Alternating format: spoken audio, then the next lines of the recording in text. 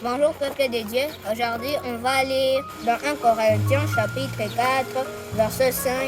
Le thème d'aujourd'hui va nous parler de ne jugez pas que vous ne soyez pas jugés.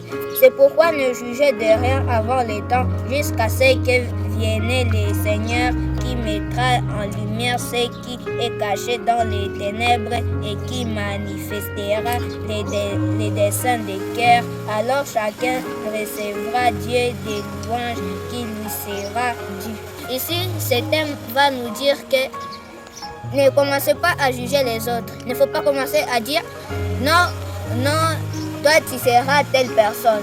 Non, tu seras telle personne. Ça, ici dans cette Bible, on nous dit ne jugez point, ne jugez pas. Donc ne jugez pas les gens. Ne jugez pas toi tu seras telle personne. Ne jugez pas toi tu seras telle personne. Toi tu as fait ceci, c'est mauvais. Il faut attendre les jours exacts. Les grands jugeurs, c'est Dieu. C'est pour cela ce thème nous dit ne jugez pas que vous ne soyez pas jugés. On dit ici, on part au verset 6. C'est à cause de vous, frères, que j'ai fait de ces choses une application à ma personne et à celle d'Apollo, afin que vous appreniez en nos personnes à ne pas aller au-delà de ce qui est écrit et que nul de vous ne conçoive de l'orgueil en faveur de l'un contre l'autre. Ici, lorsque on voulait nous parler de l'orgueil, ne soyez pas orgueilleux. Donc, lorsque on te dit ça ici, c'est mauvais, il ne faut pas le faire. Toi, alors, tu voulais te montrer comme si tu ne sais pas ce que tu as fait, tu ne sais pas le péché que tu as fait. Donc, tu voulais te montrer, c'est bien ce que je viens de faire. Or que c'est un péché. Donc là, l'orgueil vient d'entrer en toi. Ici, c'est à cause de vous, frères, que j'ai fait des choses une application à ma personne et à celle d'Apollo. Ici, donc, on voulait nous expliquer que si tu as un mauvais ami et toi tu es bon, alors c'est soit toi qui conduis ton ami à une bonne direction ou c'est ton ami qui te conduit dans une mauvaise direction. Alors c'est à toi le choix. Tu vas conseiller à ton ami, non, dans cette direction, tu es en train d'aller dans une mauvaise direction. C'est pour cela qu'on est en train de parler de l'orgueil. Alors toi, tu n'écoutes pas ton ami qui est dans une bonne direction, tu iras dans le fait éternel. Ici, le thème voulait nous parler du jugement. On voulait nous parler du jugement et de l'orgueil dans ce thème. On dit ici, nul de vous ne conçoive de l'orgueil en faveur de l'un de l'autre. Donc, personne de nous doit avoir de l'orgueil. Parce que l'orgueil peut détruire notre vie. Parce que si ce n'est pas toi qui reçois cette punition, c'est tes enfants. Alors ça va se manifester dans chaque génération. Tes enfants. Donc là, ce péché d'orgueil va commencer à se manifester petit à petit. Alors, comme on dit, la Bible, c'est la vérité. La Bible, c'est la vérité. On dit la Bible, c'est la vérité parce que quelqu'un peut venir te mentir.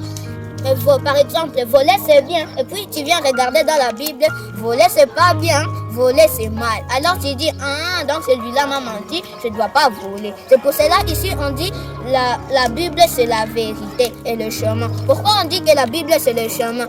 Parce qu'il y a des gens qui sont dans une mauvaise direction, dans un mauvais chemin de leur vie.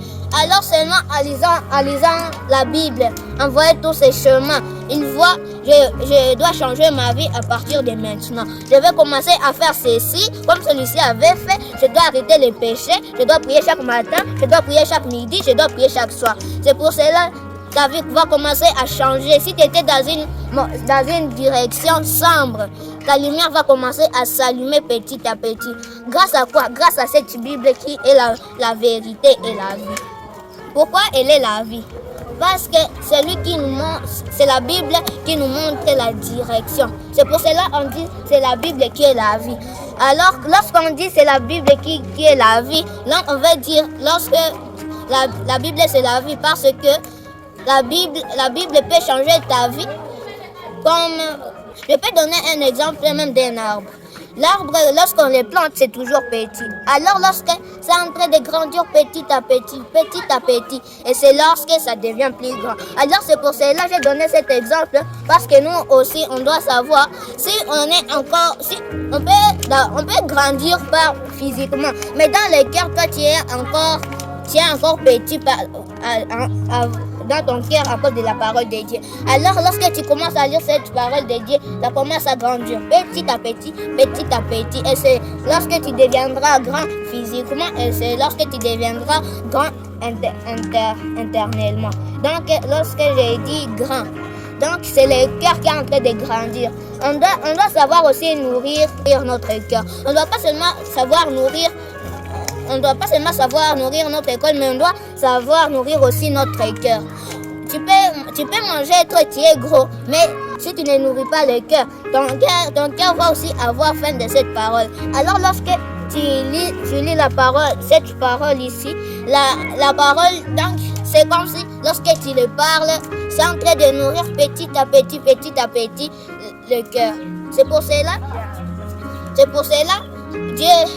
Jésus avait dit, l'homme ne vivra pas seulement de la nourriture, mais il vivra aussi de la parole de Dieu, de la parole du Seigneur.